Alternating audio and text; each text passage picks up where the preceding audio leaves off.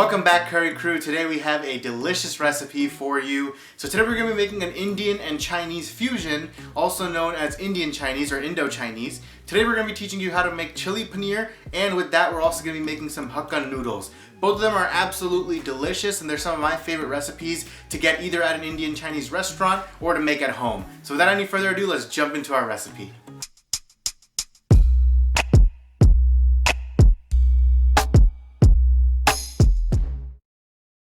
So to start with our chili paneer, the first step is going to be taking some cornstarch in a plate, and then we're going to take our paneer, which we've cut into strips, and we're going to coat all of our paneer with the cornstarch. We're using about 450 grams of paneer, and so you want to coat our paneer in the cornstarch because then when we fry it, it's going to give us a nice and crisp outside to our paneer, and it's going to taste amazing in the final dish. Once all of your paneer is coated, we're going to start frying up the paneer in batches. So we're going to shallow fry our paneer, and we basically waited for the oil to heat up, and then we're going to add in our paneer and cook for a few minutes on each side, or until each side is nice and golden brown. After cooking one side for about a minute or so, you can flip it over to the other side and cook the other side as well. Once both sides are golden brown, remove from the oil and continue frying the rest of the paneer in batches. Once all of the paneer is cooked, we can now start working on the gravy. So into a pan, add in 1 tablespoon of oil and allow it to heat up.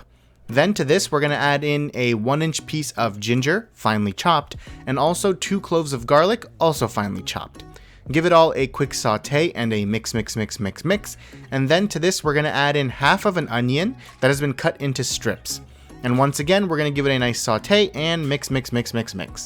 Next, we're going to add into our pan 2 green chilies that have been cut into slices. Cook out the onions and the spices for about 2 to 3 minutes, after which we're going to move on to the next ingredient. So after about 2 to 3 minutes, we're going to add into our pan 1 cup of water. This will form the base of our gravy, but it will also help to deglaze the pan and make sure that nothing is sticking to the bottom of our pan. Give it all a nice mix. And then to this, we're going to add in 1.5 tablespoons of soy sauce and also 2 tablespoons of chili sauce. Give it all a nice mix to properly mix in the chili sauce and the soy sauce with the rest of the ingredients in the pan.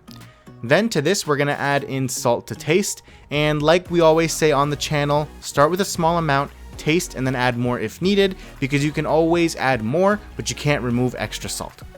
Next, we made a slurry from a 1 tablespoon of cornstarch and 2 to 3 tablespoons of water, and basically we just mixed it until it was smooth and free of any clumps or any lumps of cornstarch that might be left behind. And then we're going to take 2 tablespoons of this mixture and we're going to add it into our gravy. This is going to help the gravy thicken up a bit, and also it's going to allow the gravy to properly stick to and coat all of our paneer that we're going to add in later on. Add in all of the fried paneer from earlier, and now we will mix until each and every piece is properly coated with the delicious gravy that we have made. Next, we're going to add in 1.5 teaspoons of vinegar and then give it one more mix. And last but not least, we're going to add in 1 tablespoon of a sweet and spicy chili ketchup. Feel free to use regular ketchup if that is all you have. The ketchup is going to add a nice touch of sweetness and tang to our final dish. Give it one final mix, and our chili paneer is pretty much done. So you can plate it up in a nice bowl, and you can top it with some chopped scallions. So now that we have our chili paneer, let's move on to our Hakka noodles. So into a pan, add in half a tablespoon of oil and allow it to heat up. Then to this, we're going to add in a 1-inch piece of ginger, finely chopped, and 2 to 3 cloves of garlic, also finely chopped. And last but not least, we're going to add in 1 green chili, finely chopped.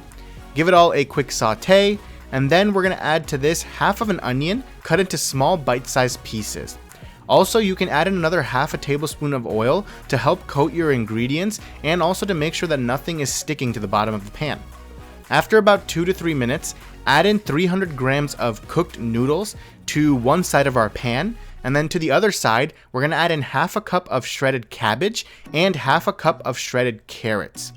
And a teaspoon of oil to our veggies as well, in order to ensure that they don't stick to the bottom of the pan.